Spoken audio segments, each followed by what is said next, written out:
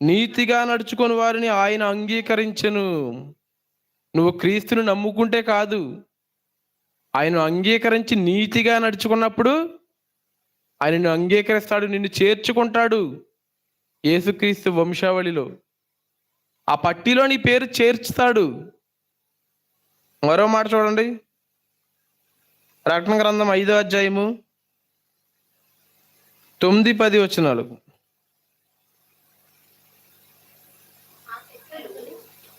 ప్రకటన గ్రంథము 5వ అధ్యాయము 9-10 వచనాలు. ఆ పెద్దలు, నీవు ఆ గ్రంథమును తీసుకుని దాని ముద్ర విప్పుటకు యోగ్యుడవు, నీవు వధింపబడిన వాడవై నీ రక్తమిచ్చి ప్రతి వంశములోను, ఏమండి జాగ్రత్తగా చదవండి, ప్రతి వంశములోను, ఆయా భాషలు మాట్లాడి వారిలోను, ప్రతి ప్రజలోను, ప్రతి జనములోను దేవుని కొరకు మనుషులను కొని మా దేవునికి వారిని ఒక రాజ్యముగాను యాజకులుగాను చేసితివి.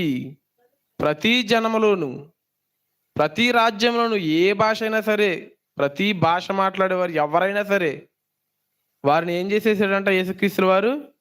కొనేశాడు. వారిని కొనేశాడు. కొనేసి ఒక వంశాన్ని చేశాడు. అదే యేసుక్రీస్తు. అబ్రహాము వంశం.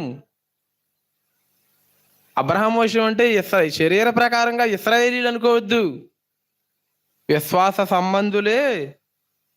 గలతీ పత్రిక 3వ అధ్యాయం 7వ వచనం చదవండి, మాట చాలా బాగుంటది. గలతీ పత్రిక 3వ అధ్యాయము.